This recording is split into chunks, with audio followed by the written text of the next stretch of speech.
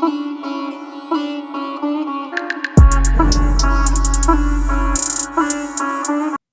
नमस्कार।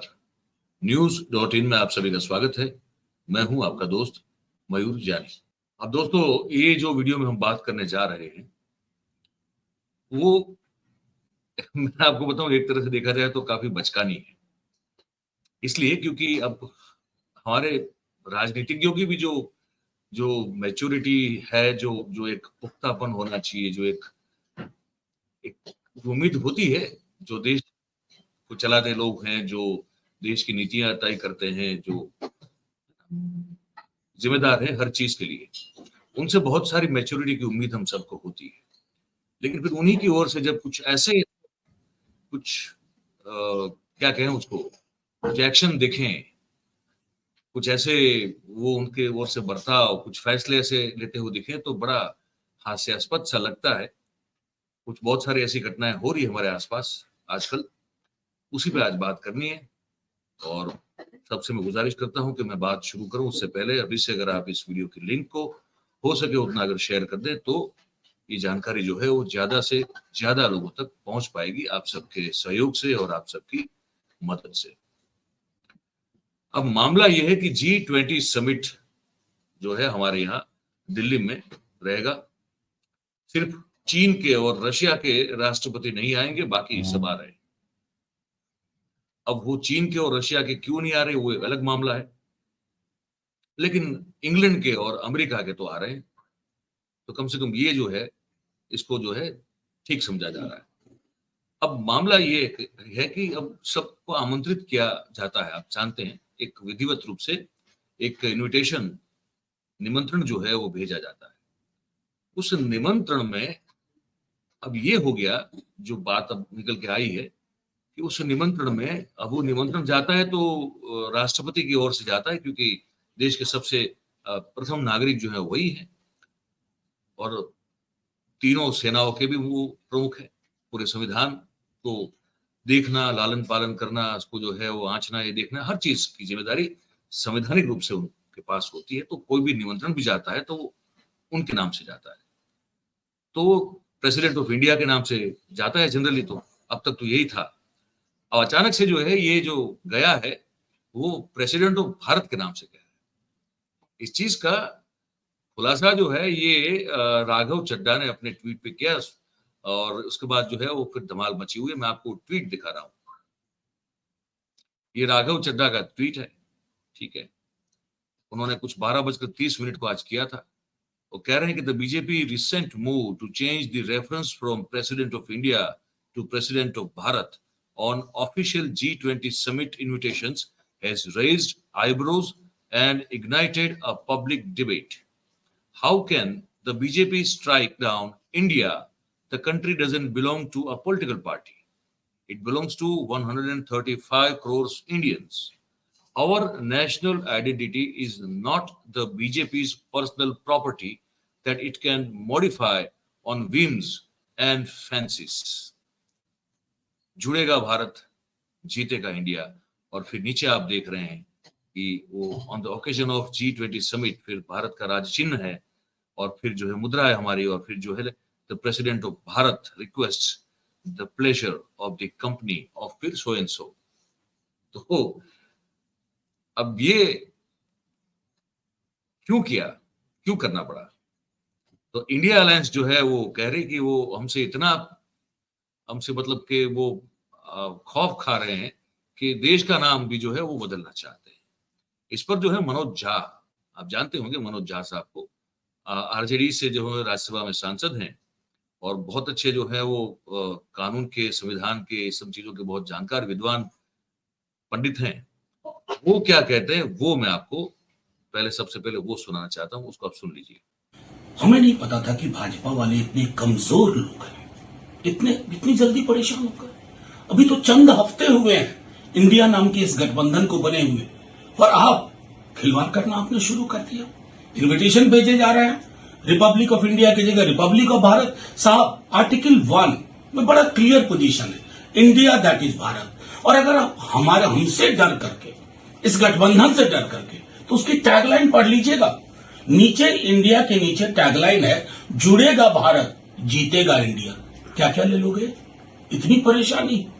कम से कम इस बात को स्मरण करिए कि बाबा साहब भीमराव अंबेडकर ने ये व्यवस्थाएं की थी। आप माला उनको पहनाते हैं, लेकिन अंतर्मन में बाबा साहब नहीं है। इसका प्रतिकार होगा। ना आप इंडिया हमसे ले पाओगे, ना भारत ले पाओगे। आपके हाथ में जो वो चीजें हैं ना, अभी मेजॉरिटी के कारण वो सब छीन ली जाएंगी, और यही आवाम करेगी जिसे इंडिया से भी प्यार है और भारत से भी मोहब्बत है। तो ये और तूल पकड़ता जा रहा है। तो इसमें जो प्रमोद तिवारी जी हैं कांग्रेस के, उन्होंने भी अपनी राय व्यक्त की और कुछ सवाल पूछे उन्होंने, वो हम आपको सुनाते हैं। यूनियन ऑफ स्टेट्स ये बात कही गई है, लेकिन अब रिपब्लिक ऑफ भारत की तरफ बढ़ रहे हैं। हेमंता बिस्वा शर्मा कहते हैं, हरनाथ सिंह यादव साहब कह रहे हैं कि पूरा देश मांग कर रहा है कि अब भारत इस्तेमाल करना चाहिए इंडिया की बजाय, और ये जो इंडिया वर्ड था ये ब्रिटिश की देन थी, इससे आगे बढ़ना चाहिए। लगता है कि अब दिन आ गए हैं विश्व शर्मा के। अरे भैया मत बोलो, नाराज हो जाएंगे मोदी जी। उन्हें तो रखा था make in India, skill India, Khelo India, ये सब तो नारे थे। हाँ, एक अशुभ था, राइजिंग इंडिया जब कहा था, उस चुनाव में भाजपा बुरी तरह हारी थी। तो ये इंडिया शब्द से जो इनको एक अजीब सा डर, भय सहम गए हैं, क्या ये इस हद तक चले जाएंगे कि संविधान बदल देंगे? संविधान में लिखा है India that is a Bharat. तो इंडिया और भारत तो भीमराव अंबेडकर, हमारे पूर्वजों, भारत की लोकसभा, राज्यसभा द्वारा पारित संविधान में शब्द है। इसे कैसे हटाओगे? इतना डर अच्छा नहीं होता बच्चे। सर क्या लगता है आपको, क्योंकि इंडिया तो ये प्रमोद तिवारी थे, कह के सहम गए हैं हमसे, इंडिया अलायंस से इतने सहम गए हैं कि अब वो देश का ही पूरा जो है वो एक ही नाम रखना चाहते हैं। भारत दो नाम से जाना जाता है ऑफिशियली, मतलब जो संविधान में लिखा है, भारत और इंडिया। बाहर के जो देश हैं वो आमतौर पर जो विशेष रूप से जो अंग्रेजी बोलने वाले और भी बेसिकली जो विदेश में जितने भी ताकतें हैं वो इंडिया से जानती है, और हम जो है अपने आप को भारत से जानते हैं। और एक फिर हिंदुस्तान भी है, हिंद भी है। तो अब इसमें से भारत को ही रखना और इंडिया को निकाल देना, ये पता नहीं किस चक्कर में ये हो रहा है। क्योंकि ये लोग तो कह रहे हैं कि हमसे सहम गए, हमसे खौफ खा रहे हैं, हमारे अलायंस से जो है इनकी हालत बहुत पतली हो गई है। और क्योंकि अब वो इंडिया जो है, अलायंस का नाम भी इंडिया है और देश का नाम भी इंडिया है, तो क्योंकि अब हमने इंडिया नाम रखा है तो इंडिया शब्द से इतनी नफरत करने लगे हैं कि देश का नाम बदलने की कोशिश कर रहे हैं। ये सब आरोप लगा रहे हैं। अरविंद केजरीवाल क्या कह रहे हैं वो मैं आपको सुना देता हूँ। बता रहे हैं ऐसी उड़ती उड़ती हवा सुनी है। ऐसा क्यों किया जा रहा है? ऐसा कहा जा रहा है, इसलिए किया जा रहा है क्योंकि इंडिया नाम का कई सारी पार्टियों का एक अलायंस बना है जिसका नाम इंडिया है। तो अगर किसी पार्टियों का अलायंस इंडिया बन जाता है तो वो देश का नाम बदल देंगे। देश तो 140 करोड़ लोगों का है, किसी एक पार्टी का देश थोड़ी है।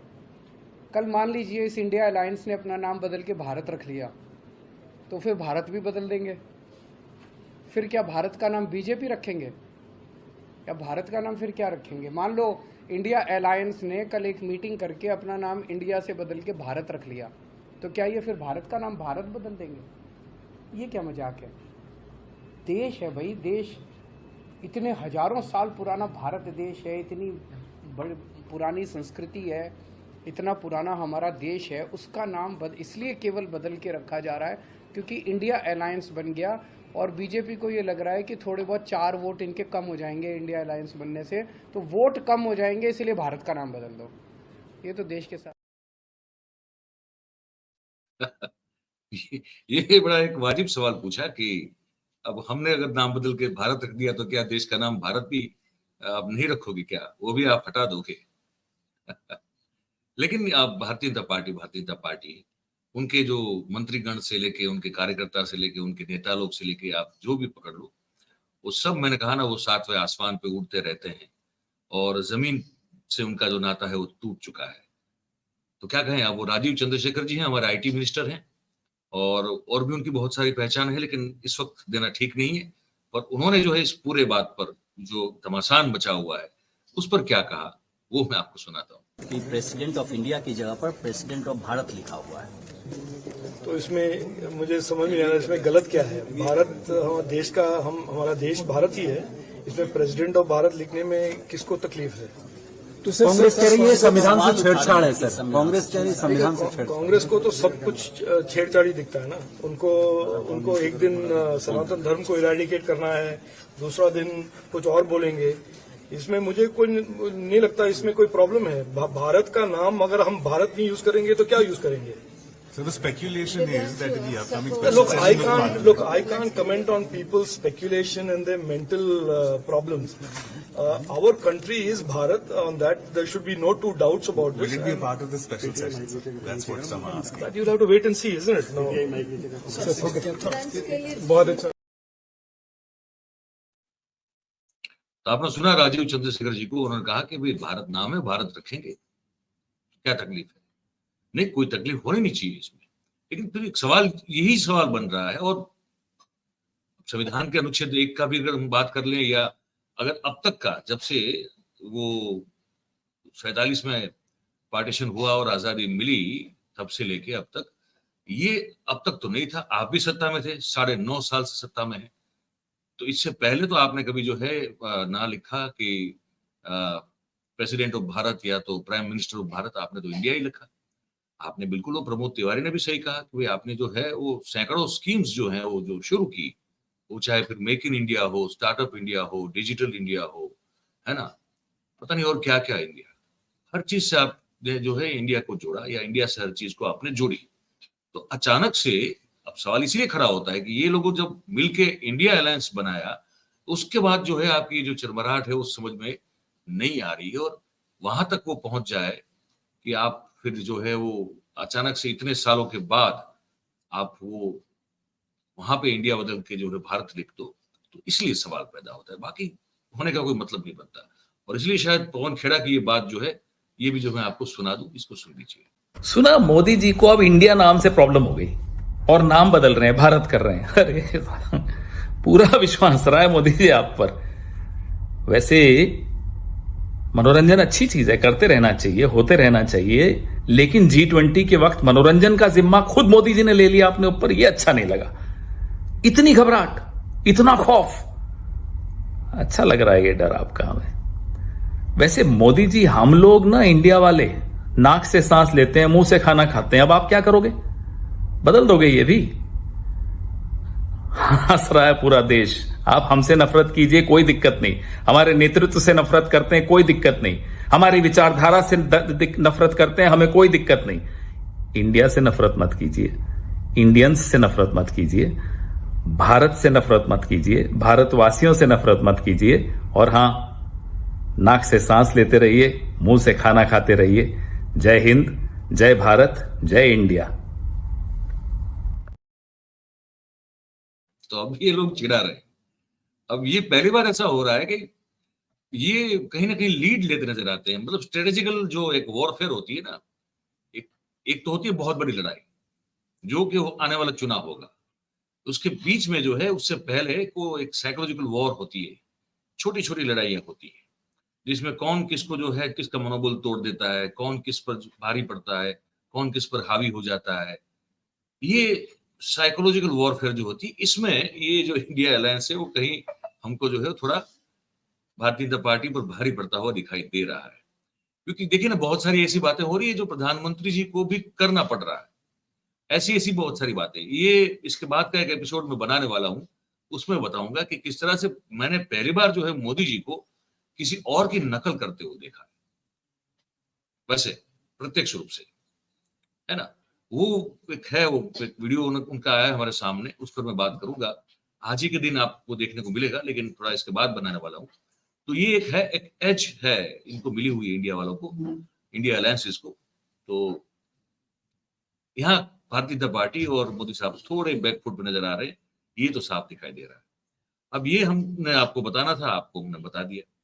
अब आपसे हम जो चाहते हैं हमेशा वो ये होता है कि जब कार्यक्रम हम संपन्न करते हैं उसके बाद इस पूरे विषय पर आप क्या सोचते हैं, आपकी क्या राय है। ये प्रेसिडेंट ऑफ भारत और प्रेसिडेंट ऑफ इंडिया का जो चल रहा है अभी, तो उसमें आप किस एंगल से इसको देखते हैं, ये हमको जरूर लिख के, ये जो हमारा कमेंट बॉक्स है इस पे लिख के जरूर बताइएगा। और बात अगर आपको हमारी पसंद आ रही हो, अच्छी और सच्ची लगती हो, तो फिर हमारे इस वीडियो को लाइक करें, इस चैनल को जो है वो सब्सक्राइब करें और अपने आसपास के लोगों से करवाएं, और इसकी जो लिंक है उसको भी आप हो सके उतना शेयर करें। आप सबका बहुत बहुत धन्यवाद करते हैं क्योंकि आप सब इस कार्यक्रम में हमारे साथ जुड़े। Thank you very much. नमस्कार।